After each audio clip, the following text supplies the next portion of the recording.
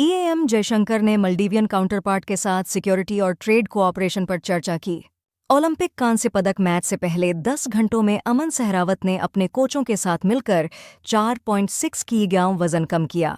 BSF ने बांग्लादेश में चल रहे संकट के बीच भारत बांग्लादेश इंटरनेशनल बॉर्डर पर सुरक्षा कड़ी की और रात में पेट्रोलिंग बढ़ा दी है। राष्ट्रपति मुर्मू द्विपक्षीय संबंधों को मजबूत करने के लिए टिमोर लेस्टे पहुंची।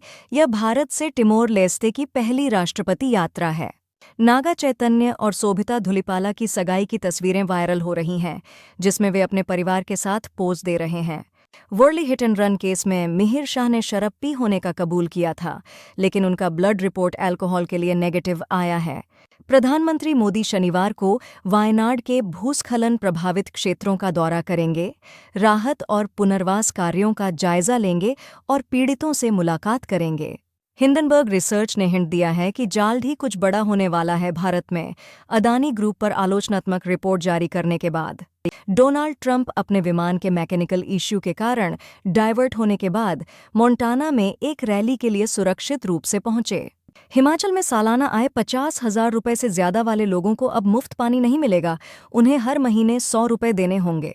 मनीष सिसोदिया ने तिहाड़ जेल से बेल पर रिहा होने के एक दिन बाद अपनी पत्नी के साथ सुबह की चाय का आनंद लेते हुए फोटो शेयर की, जिसे उन्होंने 17 महीने के बाद की आजाद सुबह की पहली चाय कहा। छत्तीसगढ़ के जशपुर जिले में हाथी के हमले में कम से कम 4 लोगों की मौत हो गई। गाजा सिटी में एक स्कूल पर इजरायली हवाई हमले में 60 से ज्यादा लोग मारे गए और 47 घायल हुए। पश्चिम बंगाल विधानसभा में विपक्ष के नेता और बीजेपी के सुवेंदु अधिकारी ने कोलकाता के आरजी-कर मेडिकल कॉलेज में एक युवा डॉक्टर की मौत की सीबीआई जांच की मांग की। एक्स ट्विटर बोर्ड मेंबर ने एलन मस्क की एक्स कंपनी पर $20 मिलियन का मुकदमा किया है। नोएडा में पुलिस ने रेव पार्टी पर छापा मारकर 29 यूनिवर्सिटी के छात्रों को हिरासत में लिया। ओलंपिक कांस्य पदक जीतने वाली भारतीय पुरुष हॉकी टीम कप्तान हरमनप्रीत सिंह सहित शनिवार को पेरिस से नई दिल्ली लौटी, जिसने स्पेन को 2-1 से हराकर अपने मेडल तालिका में 13वां मेडल जोड़ा। पीएम मोदी कन्नूर पहुंचे और अब लैंडस्लाइड से प्रभावित वायनाड गांवों का दौरा करेंगे। कठुआ हमले में पुलिस ने 4 आतंकियों के स्केच जारी किए, हर एक पर 5 लाख रुपए का इनाम घोषित किया। सुंदर पिचाई ने कहा कि वो सुजन वत्सिकी के निधन से अविश्वसनीय रूप से दुखी हैं।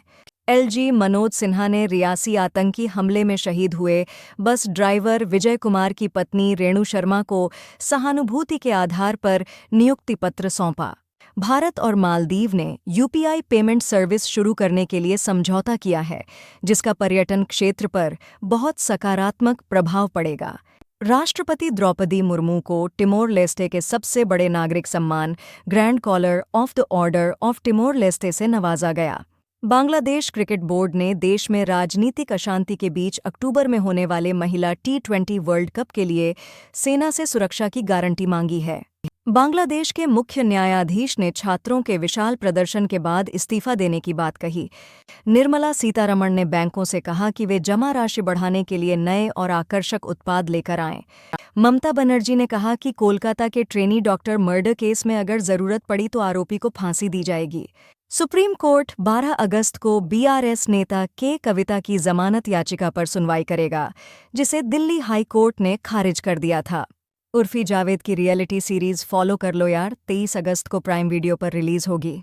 एस जयशंकर ने मालदीव के राष्ट्रपति मुइज़ू से मिलकर द्विपक्षीय संबंधों को मजबूत करने की बात की। 11 अगस्त को प्रधानमंत्री मोदी नई दिल्ली में 109 उच्च उपज वाली जलवायु प्रतिरोधी और बायोफोर्टिफाइड फसलों की किस्में जारी करेंगे और किसानों व वैज्ञानिकों से भी बातचीत करेंगे। जम्मू कश्मीर के अनंतनाग में आतंकवादियों और सुरक्षा बलों के बीच मुठभेड़ शुरू हुई है। भारतीय अमेरिकी सांसद ने बांग्लादेश में हिंदुओं पर समन्वित हमलों को रोकने के लिए यूएस से हस्तक्षेप की मांग की है। बांग्लादेश में शेख हसीना सरकार के गिरने के बाद अल्पसंख्यक समुदायों पर 205 हमले हुए। हिंदू संगठनों का कहना। आरबीआई गवर्नर शक्तिकांत दास ने कहा कि सॉवरेन ग्रीन बॉन्ड्स की ट्रेडिंग गुजरात के इंटरनेशनल फाइनेंशियल सर्विसेज सेंटर में इस वित्त वर्ष के दूसरे भाग में शुरू होगी। मल्लिकार्जुन खड़गे ने कहा कि सरकार को एससी के क्रीमी लेयर फैसले को संसद में कानून लाकर रद्द करना चाहिए था। जेएनके के अनंतनाग में आतंकियों से मुठभेड़ में एक सैनिक घायल, ऑपरेशन जारी है। नितिन गडकरी ने पंजाब में कानून और व्यवस्था की स्थिति को लेकर चेतावनी दी है कि राज्य में 14,288 करोड़ की लागत वाले 8 हाईवे प्रोजेक्ट्स बंद कर दिए जाएंगे। नरेंद्र मोदी सरकार ने 1957 बैच के आईएएस अधिकारी टीवी सोमानाथन को 2 साल के लिए नया कैबिनेट सचिव नियुक्त किया है।